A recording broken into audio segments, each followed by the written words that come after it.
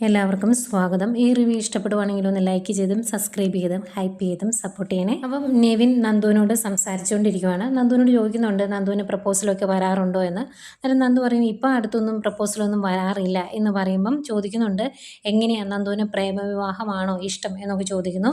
അന്നേരം നന്ദു പറയുന്നുണ്ട് എനിക്ക് പ്രേമിക്കണം എന്ന നിർബന്ധമൊന്നുമില്ല, പക്ഷേ വിവാഹം കഴിക്കുന്ന ആളെക്കുറിച്ച് കൂടുതൽ അറിഞ്ഞതിന് ശേഷം വിവാഹം കഴിക്കണമെന്നുണ്ട്. കാരണം ഞാനൊരു പോലീസുകാരിയാണ്, എൻ്റെ കൂടെ ഒത്തുപോകുന്ന ഒരാളെ വേണ്ടി വിവാഹം കഴിക്കാൻ എന്നൊക്കെ പറയുന്നു. അതിനുശേഷം നെവിനോടായിട്ട് പറയുന്നുണ്ട് നമ്മുടെ നാട്ടിലുള്ള എല്ലാവരും പറയും സ്ത്രീകൾ മുന്നോട്ട് വരണം, അവരെല്ലാം ചെയ്യണം എന്നൊക്കെ പറയും. പക്ഷേ തൻ്റേടികളായ പെൺകുട്ടികളെ, സ്വന്തം കാര്യം നോക്കുന്ന പെൺകുട്ടികളെ അത്ര സപ്പോർട്ട് ചെയ്യുന്ന അമ്മമാർ നമ്മുടെ വീടുകളിൽ കുറവാണ്.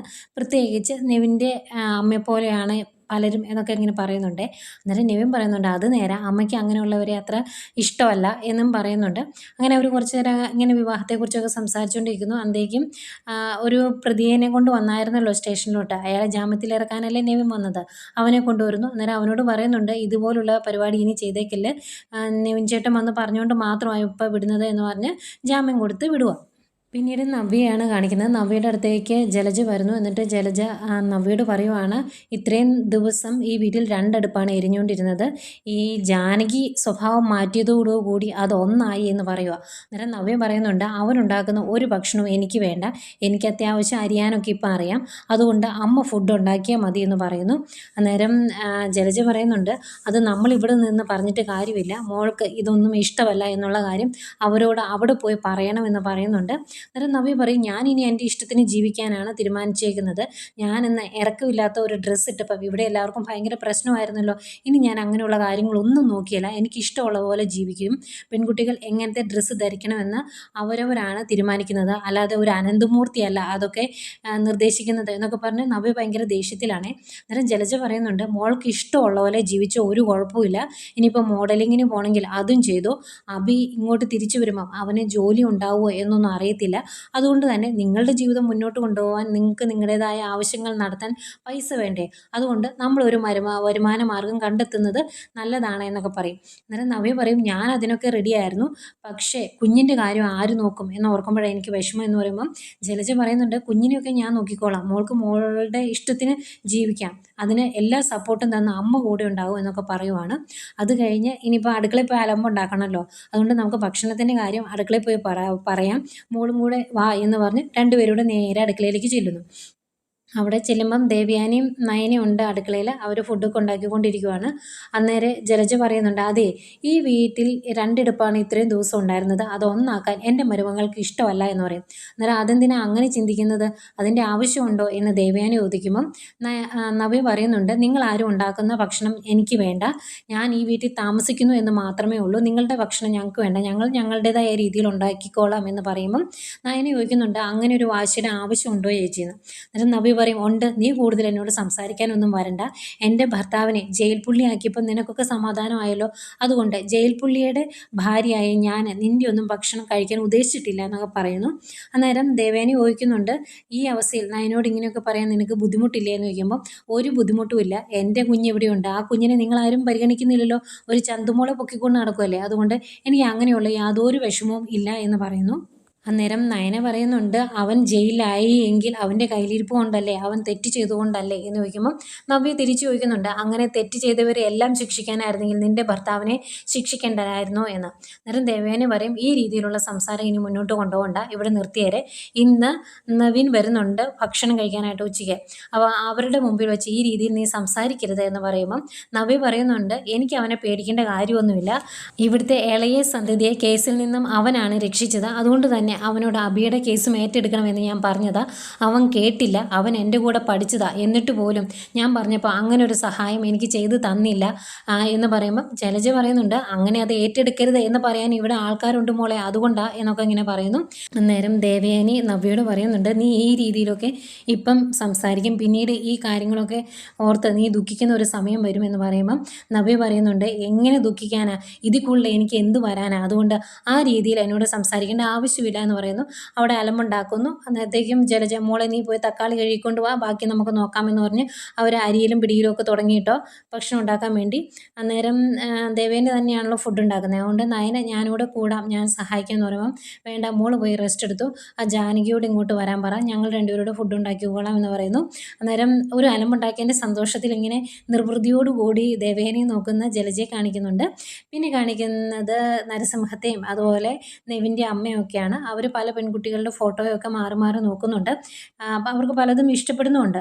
അത് നെവിൻ വരുമ്പോൾ നെവിനോട് സംസാരിക്കുമ്പോൾ നെവിൻ പറയുന്നത് എനിക്ക് ആ പെൺകുട്ടികളെ ഒന്നും ഇഷ്ടപ്പെട്ടില്ല, അതുകൊണ്ട് നിങ്ങൾ അതൊന്നും നോക്കണ്ട എന്ന് പറയുന്നു. എന്നിട്ട് മുത്തശ്ശനോടായിട്ട് പറയുന്നുണ്ട്, അച്ഛ ഒരു പോലീസ് ഓഫീസറെയോ ഒരു വക്കീലിനെയോ ഒക്കെ നമുക്ക് നോക്കിയാലോ എന്ന് ചോദിക്കുവാണ് മുത്തശ്ശനോട്. അന്നേരം അമ്മ പറയുന്നുണ്ട് അമ്മയ്ക്ക് അങ്ങനെയുള്ള പെൺകുട്ടികളെ, ഇച്ചിരി തൻ്റെ ഉള്ള സ്വന്തം കാര്യം നോക്കി നിൽക്കുന്ന പെൺകുട്ടികളൊന്നും അമ്മയ്ക്ക് താല്പര്യമില്ല, ഒരു പാവമായിട്ട് നിൽക്കുന്ന പെൺകുട്ടികളെയാണ് ഇഷ്ടം.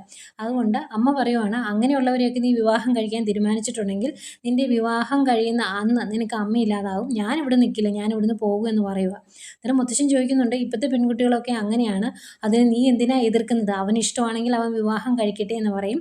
അപ്പം ആ രീതിയിൽ സംസാരം മുന്നോട്ട് പോകുമ്പോഴത്തേക്കും നെവിൻ പറയുന്നുണ്ട് ഇനി സംസാരിച്ചത് ശരിയാകിയല്ല, എന്നോട് ഇന്ന് അനന്തപുരിയിലേക്ക് ചെല്ലാൻ പറഞ്ഞിട്ടുണ്ട്, അവിടെയാണ് എനിക്കിന്ന് ഉച്ചയൂണ് തയ്യാറാക്കിയിരിക്കുന്നത്, അതുകൊണ്ട് ഞാൻ അങ്ങോട്ട് പോകുക എന്ന് പറഞ്ഞ് നെവിൻ അങ്ങോട്ട് പോകുന്നു. നെവിൻ പോയി കഴിയുമ്പം നെവിൻ്റെ അമ്മ മുത്തശ്ശനോട് പറയുന്നുണ്ട് അതെ ആ അനന്തപുരിയിൽ വിളിച്ചിട്ട് അവരോട് പറ ഇവൻ്റെ മനസ്സിൽ ഏതാണ് പെൺകുട്ടി ഉള്ളത് എന്ന് ഒന്ന് കണ്ടുപിടിക്കാൻ, അവരെ കൊണ്ടാകുമ്പോൾ അത് സാധിക്കുമെന്ന് പറയുന്നു. മുത്തശ്ശൻ അങ്ങനെ ചെയ്യാമെന്നും പറയുന്നുണ്ട്. പിന്നീട് ജലജയാണ് കാണിക്കുന്നത്. ജലജ ജയിലിൽ പോയി അഭിയെ കാണുവാണ്. അമ്മയെ കാണുന്നത് ഓടി വന്ന അഭി ചോദിക്കുന്നത് എന്തായി, നായനയുടെ കുഞ്ഞിൻ്റെ കാര്യം എന്തായി എന്നാണ് ചോദിക്കുന്നത്. അത് ചീറ്റിപ്പോയി എന്ന് പറയുമ്പോഴേക്കും ആകെ വിഷമം വരുന്നു അഭിക്ക്. അഭി ആ ഗ്രില്ല് തല്ലിപ്പൊളിക്കാൻ തുടങ്ങുവാണ്. അത്രയ്ക്ക് ദേഷ്യമാണ് അവന്. അവൻ പറയുവാണ് ഇവിടുന്ന് ഇറങ്ങുമ്പോൾ എൻ്റെ ശത്രുക്കൾ കരയുന്നത് എനിക്ക് കാണണം എന്നാണ് ഞാൻ കരുതിയത്, പക്ഷെ അത് സാധിക്കില്ലല്ലോ എന്ന് പറയുമ്പം ജലജ പറയുന്നുണ്ട് അതോർത്ത് നീ വിഷമിക്കേണ്ട, നിൻ്റെ ഭാര്യ രണ്ടും കൽപ്പിച്ചാണ് അവൾ ആ വീട്ടിൽ വീണ്ടും രണ്ടടുപ്പാക്കി എന്ന് പറയുക. എന്നിട്ട് അതിൻ്റെ കൂടെ പറയുന്നുണ്ട് നിൻ്റെ ഭാര്യയ്ക്ക് വെച്ച് വിളമ്പി കൊടുക്കേണ്ട അവസ്ഥ അതുമൂലം എനിക്കുണ്ടായി, പിന്നെ അവൾ നമ്മുടെ കൂടെ നിൽക്കേണ്ടത് കൊണ്ട് ഞാനതൊക്കെ ചെയ്തു കൊടുക്കുക എന്ന് പറയുമ്പം അഭി പറയുന്നുണ്ട് അവളെ ഇപ്പം നമ്മുടെ കൂടെ നിർത്തേണ്ടത് നമ്മുടെ ആവശ്യമാണ്, അങ്ങനെ അവളെ കൂടെ നിർത്തി അവളുടെ അനിയത്തിമാരുമായി അവളെ തെറ്റിപ്പിരിക്കണം, അവസാനം അനന്തപുരിയിൽ നിന്ന് അവളെ പുറത്താക്കുകയും വേണമെന്ന് പറയുക. അന്നേരം ജലജ പറയുന്നുണ്ട് അതൊക്കെ തന്നെയാണ് എൻ്റെ മനസ്സിലുള്ളത്, പക്ഷേ ഇപ്പം ചക്കരെ പൊന്നെ എന്ന് വിളിക്കാതെ വേറെ നിവൃത്തിയില്ലല്ലോ എന്ന് പറയുന്നു. അന്നേരം അഭി പറയുന്നുണ്ട് അമ്മ അത് തന്നെ ചെയ്യണം, അവളുടെ മനസ്സിനെ ചൂട് പിടിപ്പിച്ചുകൊണ്ടിരിക്കണം, ഇവിടെ നിന്ന് ഇറങ്ങിക്കഴിഞ്ഞാൽ ആ പ്രവൃത്തി ഞാൻ നല്ല ഭംഗിയായിട്ട് ചെയ്തോളാം എന്ന് പറയുന്നു. അന്നേരം ജലജ പറയുന്നുണ്ട് നിന്നെ ഒരു ജയിൽ പുള്ളി ആക്കിയവരുടെ കുടുംബം കുട്ടിച്ചോറാക്കും, എല്ലാത്തിനെയും നാശമാക്കും ഞാൻ, അതിനുള്ളത് നീ ആലോചിച്ച് വെച്ചോ, നീ ഇറങ്ങിക്കഴിയുമ്പോൾ നമുക്ക് നടപ്പിലാക്കാം എന്നൊക്കെ പറഞ്ഞ് മോനെ എരിവ് കയറ്റിയിട്ട് ജലജ അങ്ങോട്ട് പോകുന്നു. പിന്നെയും കാണിക്കുന്നത് നെവിൻ്റെ അമ്മയെ തന്നെയാണ്. നെവിൻ്റെ അമ്മ നെവിൻ്റെ മുത്തശ്ശനോട് പറയുവാണ് അനന്തപുരിയിലേക്ക് വിളിച്ച് പറ, അവരോട് എങ്ങനെയെങ്കിലും അവൻ്റെ മനസ്സിലുള്ള പെൺകുട്ടി ആരാണ് എന്നൊന്ന് കണ്ടുപിടിക്കാൻ പറ എന്ന് പറയുന്നു. അതുപോലെ മുത്തശ്ശൻ ഇവിടുന്ന് വിളിക്കുവാണ്. അപ്പുറത്ത് അനന്തമൂർത്തി നമ്മുടെ അനിയുടെയൊക്കെ മുത്തശ്ശൻ ഫോൺ എടുക്കുന്നു. എന്നിട്ട് വിശേഷങ്ങളൊക്കെ ചോദിക്കുന്നു. കൊച്ചുമോൻ്റെ കൂടെ താനും ഇങ്ങോട്ട് വരുന്നുണ്ടോ എന്ന് ചോദിക്കുമ്പോൾ ഇല്ല എന്ന് പറയുവാണ്. എന്നിട്ട് ഈ കാര്യം പറയും, നെവിൻ്റെ മനസ്സിലൊരു പെൺകുട്ടിയുണ്ട്, അതാരാണെന്ന് കണ്ടുപിടിക്കണം, എങ്ങനെയെങ്കിലും അവൻ്റെ വിവാഹം നടക്കണം എന്ന് എനിക്ക് ആഗ്രഹമുണ്ട്. തൻ്റെ കൊച്ചുമക്കളുടെ എല്ലാം വിവാഹം കഴിഞ്ഞു, അവർക്ക് കുട്ടികളുമായി മുത്തശ്ശനും മുതുമുത്തശ്ശനും ഒക്കെ ആയിട്ട് താൻ ഇരിക്കുമല്ലേ, അതുപോലെയൊക്കെ ആകാൻ എനിക്കും ആഗ്രഹമുണ്ടോ, അതുകൊണ്ടാണെന്നൊക്കെ പറയുന്നു. നോക്കട്ടെ, ശ്രമിച്ചു നോക്കാം എന്ന് പറഞ്ഞ് മുത്തശ്ശൻ ഫോം വയ്ക്കുന്നു. എന്നിട്ട് മുത്തശ്ശിയോട് ഈ കാര്യം പറയുമ്പം മുത്തശ്ശി പറയുന്നുണ്ട് അതാരാണ് എന്ന് കണ്ടുപിടിക്കണം, എന്നിട്ട് നമുക്ക് നെവിൻ്റെ വിവാഹം നല്ല ആർഭാടമായിട്ട് നടത്തി കൊടുക്കണം. നമ്മുടെ അനിമോനെ കേസിൽ നിന്ന് രക്ഷിച്ചത് നെവിനല്ലേ, അതിൻ്റെ കൂലിയായിട്ട് ഒന്നും ഫീസായിട്ട് ഒന്നും കറക്റ്റ് നെവിൻ വാങ്ങിച്ചിട്ടില്ല, ആ ഒരു കേട് അവൻ്റെ വിവാഹം നടക്കുന്ന സമയത്ത് തീർക്കണം എന്നൊക്കെ പറയുമ്പോൾ മുത്തശ്ശൻ പറയുന്നുണ്ട് വിവാഹം നടക്കുവാണെങ്കിൽ പെണ്ണിനെ കൊടുക്കാനുള്ള താലിമാല സഹിതമുള്ള കാര്യങ്ങൾ നമ്മളായിരിക്കും സ്പോൺസർ ചെയ്യുന്നത്, അങ്ങനെയെങ്കിലും ആ കടം വീട്ടണം എന്നൊക്കെ പറഞ്ഞ് അവർ സംസാരിച്ചിരിക്കുവാണ്. പിന്നെ കാണിക്കുന്നത് നെവിൻ വീട്ടിലോട്ട് വരുന്നതാണ്. ഫ്രണ്ടിൽ തന്നെ അനി ഇരിപ്പുണ്ടായിരുന്നു, അവർ സംസാരിച്ച് നിൽക്കുന്നു. അന്തേക്കും നയനെ അങ്ങോട്ട് വരുന്നു. എന്നിട്ട് സദ്യ ഒരുക്കുന്നതിനെ പറ്റിയൊക്കെ പറയുമ്പോൾ അയ്യോ ഒരുപാട് കാര്യങ്ങളൊന്നും എനിക്ക് വേണ്ടി തയ്യാറാക്കണ്ടായിരുന്നു, ഇതിനു മുമ്പ് 2 പാർട്ടി ഇവൻ എനിക്ക് തന്നതായെന്നൊക്കെ പറയുമ്പം അതൊന്നും സാരമില്ല, ഇത് ഇവിടെ അമ്മയുടെ സന്തോഷത്തിന് ചെയ്യുന്നതാണ് എന്നൊക്കെ പറയുന്നു. അങ്ങനെ കുറച്ച് നേരം സംസാരിച്ചിട്ട് എല്ലാവരുടെ അകത്തോട്ട് പോകും. അകത്തേക്ക് ചെല്ലുമ്പോൾ നമ്മുടെ നവ്യയെ കാണിക്കുന്നുണ്ട്. നവ്യ കാലിന്മേ കാലൊക്കെ കയറ്റി വെച്ച് മുത്തശ്ശൻ്റെയൊക്കെ അടുത്താന്ന് തോന്നുന്നു ഇരിക്കുന്നതായിട്ടും കാണിച്ചുകൊണ്ടാണ് ഇന്നത്തെ എപ്പിസോഡ് അവസാനിക്കുന്നത്. പിന്നെ പ്രൊമോ ആയിട്ട് കുറച്ച് കാണിക്കുന്നുണ്ട്. അതിൻ്റെ അകത്ത് അഭി ജയിലിൽ നിന്ന് ഇറങ്ങി തിരിച്ചു വരുമ്പോൾ അവനെ കമ്പനിയിൽ നിന്ന് പിരിച്ചു വിട്ടുകൊണ്ടുള്ള ലെറ്റർ കയ്യിലോട്ട് കൊടുക്കുന്നതും ആകെ ദേഷ്യപ്പെട്ട് ഒരു പ്രതികാര മനോഭാവത്തോടെ നിൽക്കുന്ന നമ്മുടെ അഭിയും കാണിച്ചുകൊണ്ടാണ് ഇന്നത്തെ എപ്പിസോഡ് അവസാനിക്കുന്നത്.